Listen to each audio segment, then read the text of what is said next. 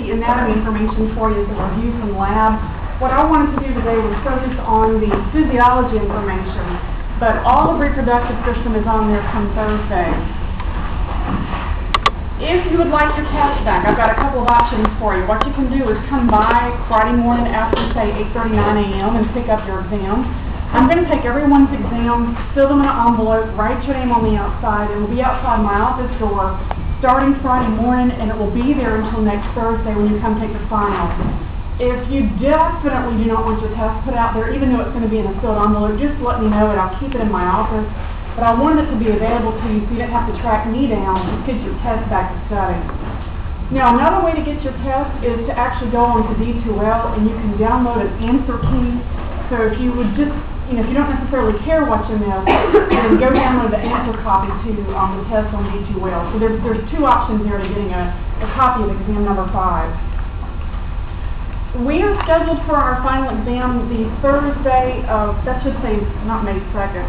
Well, erase that. May 2nd actually starts exam week. That actually finishes up our regular scheduled class meeting.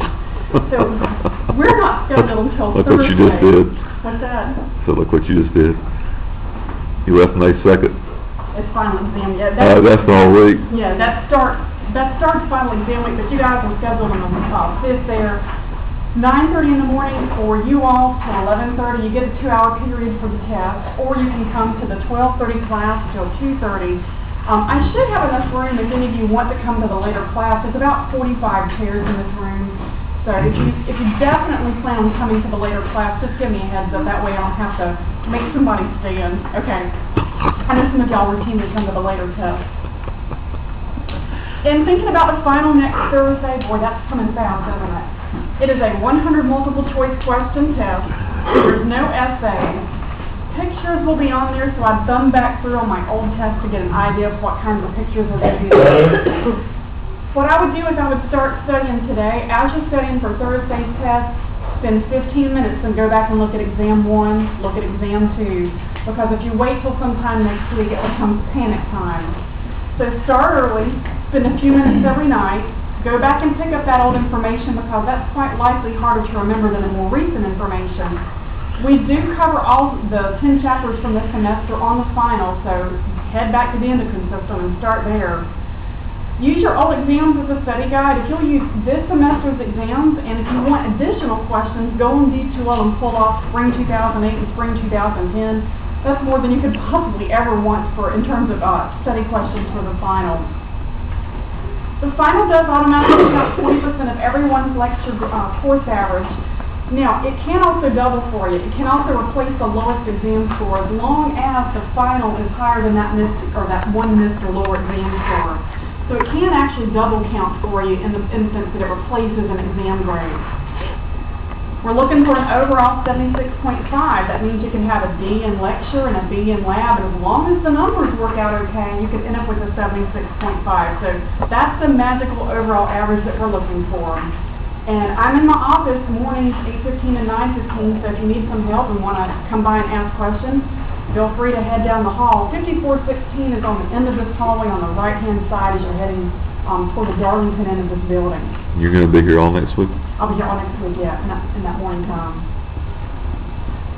For any of you all who are interested in taking the final really early, I do have a Monday morning test, actually 11 o'clock and 2 p.m. for my biology centers. So if you'd like to come in and sit early, come on. I'll get you set up Monday. And if you're interested in coming Wednesday, I also have a Bio 210 exam on Wednesday at 9:30. So, hey, if you're in the neighborhood and you want to get that test out of the way, come on, I'll get you set up. Can we take it both and take the best of the 2 grades? Study a little bit, come back, take it again. Yeah. If it had 2 versions, that'd be okay. But I got one version. Had to ask. I know. Do y'all have questions about exam 5 or the final?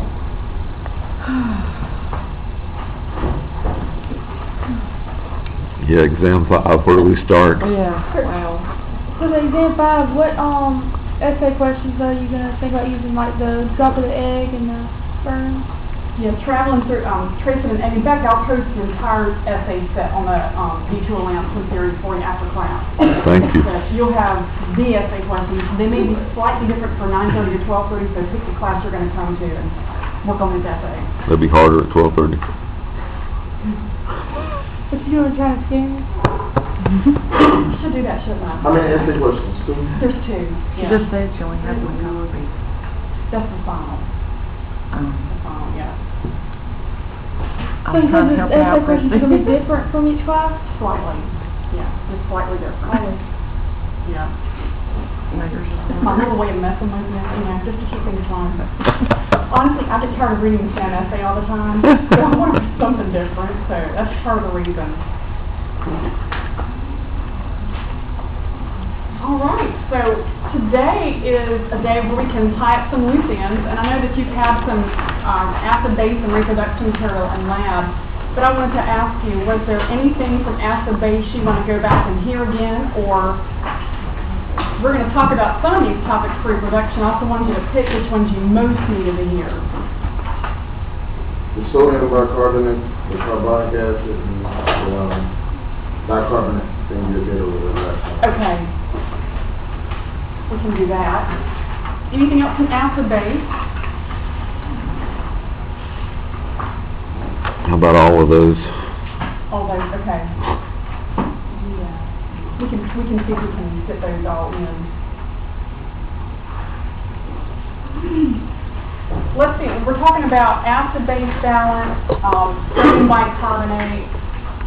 Let's talk about a compensation for a respiratory problem, because that's really where the bicarbonate plays a role. So we talked a little bit about carbonic acid, sodium bicarbonate. We talked about bicarbonate ion by itself. Are you talking about reabsorption, or are you talking about the buffer system? The buffer system. Buffer system, okay. Let's see.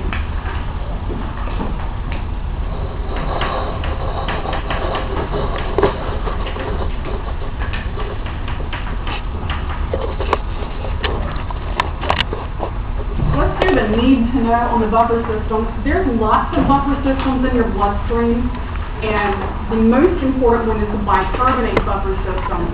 Bicarbonate ion, you might recall, is HCO3 with a negative there. This particular compound can either donate or receive hydrogen ions when necessary. And the whole goal here is to buffer the pH changes. That way your blood pH doesn't drastically drop or rise. We're going to try to keep that blood pH somewhere between 7.35 and 7.45.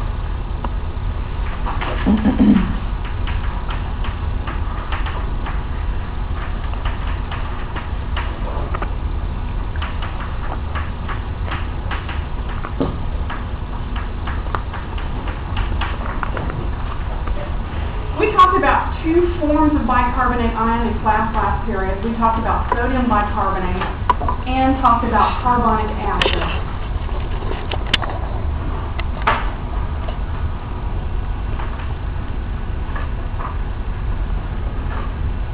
Okay, if you react a strong base with this particular compound, with bicarbonate ion, that strong base is converted into a weak base by the actions of that bicarbonate ion, meaning we're going to take something that could really drastically alter your blood pH, and we're going to change that strong base into a weaker base. The weak base here, sodium bicarbonate, has less of a drastic effect on your blood pH because weak bases release less hydroxyls than strong bases release. So the bottom line here is that bicarbonate can buffer strong bases into weak bases. Likewise, bicarbonate can buffer strong acids into weak acids.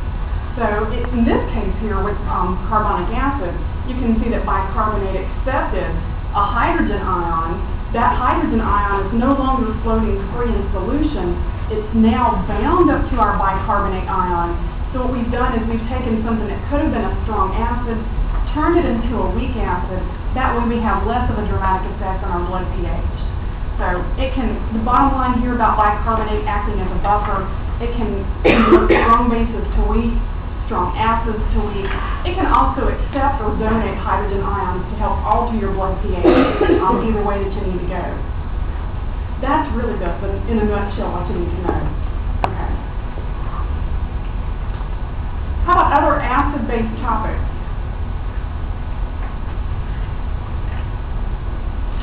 If I said to you, I've got a blood pH of 7.3 and I've got a respiratory level, say PCO2 of 55, could you diagnose me?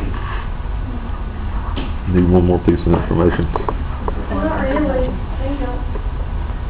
It is respiratory acidosis.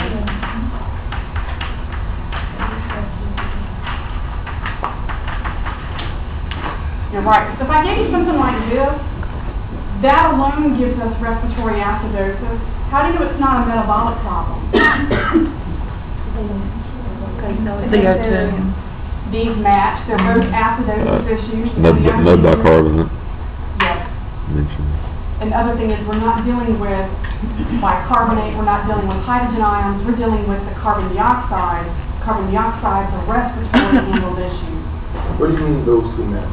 This is acidic on the pH scale, and anything above 45 millimeters mercury is considered acidic in terms of how much CO2 you have.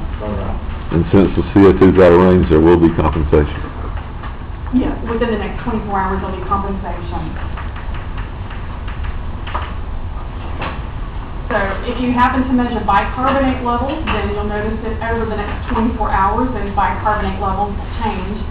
Normal is 22 to 26. Let's say that we have a bicarb level of 30.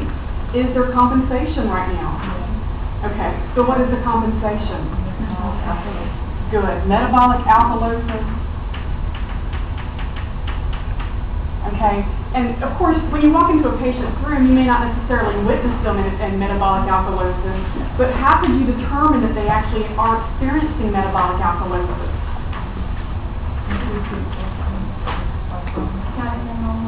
It's not in the normal range, and you're right. You want to increase the pH, so you increase